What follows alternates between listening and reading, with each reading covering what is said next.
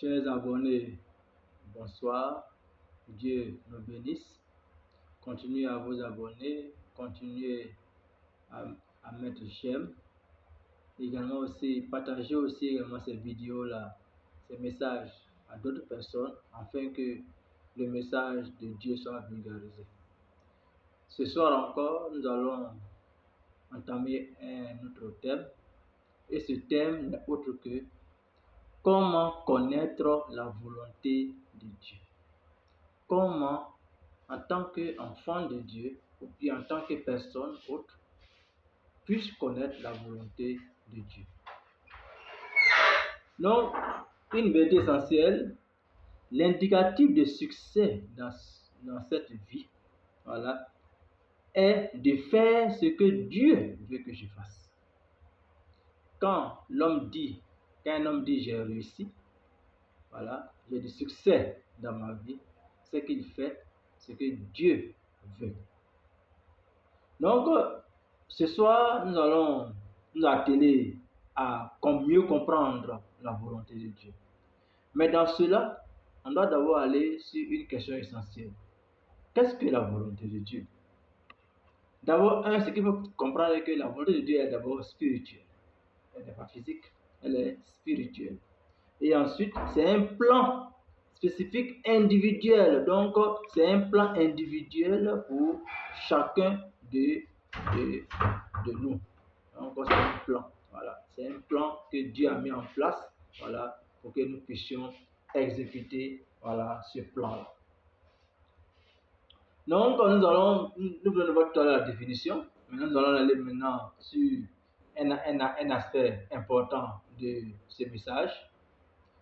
Les deux aspects de la volonté de Dieu. Donc, la volonté de Dieu, nous avons deux aspects. Et nous allons lire un peu la parole de Dieu pour que nous puissions comprendre les deux aspects sur la volonté de Dieu. Nous avons ce qu'on appelle la volonté permissive de Dieu. Et pour comprendre la volonté permissive de Dieu, nous allons prendre un passage, nous allons prendre Job chapitre 1, verset 12. La Bible dit ceci.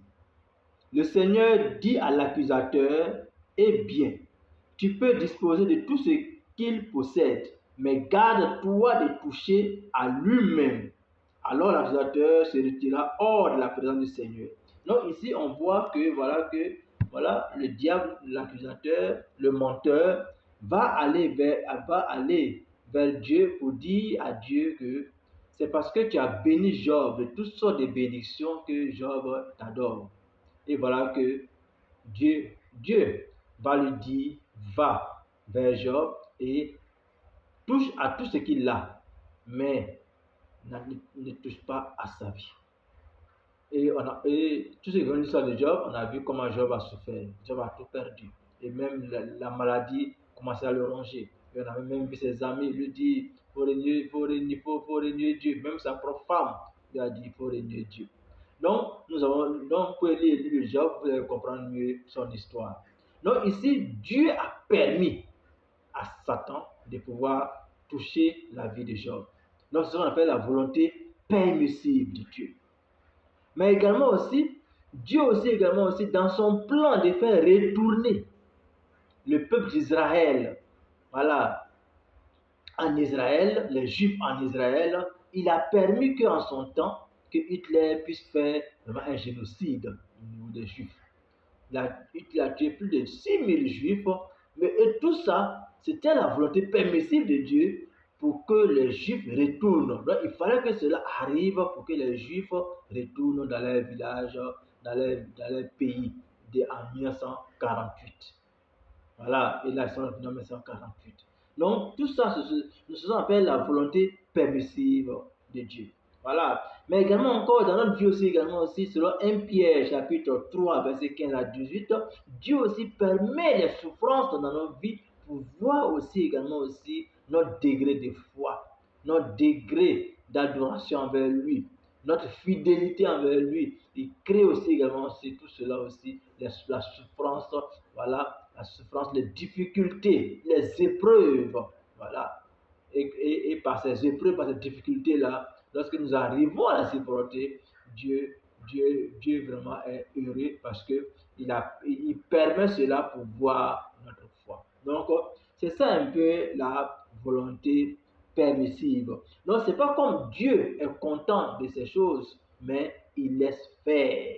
Voilà. Donc, Dieu laisse faire. Voilà. Certaines personnes font ce qu'ils veulent. C'est-à-dire que Dieu laisse faire. Voilà. Donc, Dieu permet ces choses-là pour faire comprendre soit à l'entourage, soit à la personne même elle-même, voilà, quelque chose que Dieu veut l'expliquer. Donc, tout ce qui nous arrive, voilà, nous devons savoir que tout cela vient de Dieu. Dieu permet certaines choses dans notre vie pour que nous puissions soit nous assagir. Voilà, par exemple, il prend un exemple simple. Voilà que tu es en train d'adorer Dieu et que voilà que tu as commencé à avoir l'argent, tu as commencé à devenir orgueilleux, tu as commencé à négliger les choses de Dieu. Dieu peut en faire en sorte que tu commences à perdre petit à petit cet argent que tu as et commences à couper toutes les racines. Voilà. Et en coupant toutes ces racines-là, tu te retrouves souvent à rien. Donc là, tu comprendras que Dieu existe et tu vas le suivre et que tu vas revenir à lui. Et quand tu vas revenir à lui, il va te donner toutes choses. Même dans le cas de Job, lorsque Satan a tenté à tout ce qui appartenait à Job, même il a même tenté même à lui donner une maladie. Mais quand Job a surmonté toutes ces différentes épreuves, Dieu lui a remis tout ce qu'il avait perdu au double. Voilà. Enfin, Jésus a dit quelque chose de très important dans Marc 10, verset 29 à 30.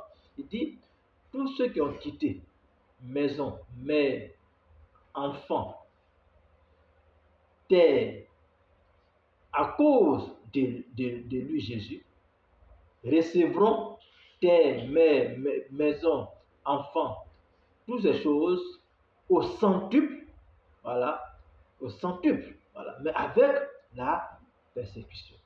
Voilà. Ça veut dire que tu vas faire toutes ces choses, mais aussi également aussi dans, c'est pas facile à obtenir parce qu'il y aura la persécution que tu vas subir et mais Dieu va vraiment que tu puisses avoir toutes ces choses. Donc voilà le premier aspect de la volonté de Dieu, la volonté permissive de Dieu. Et nous allons continuer encore avec la deuxième volonté de Dieu. Dieu nous bénisse.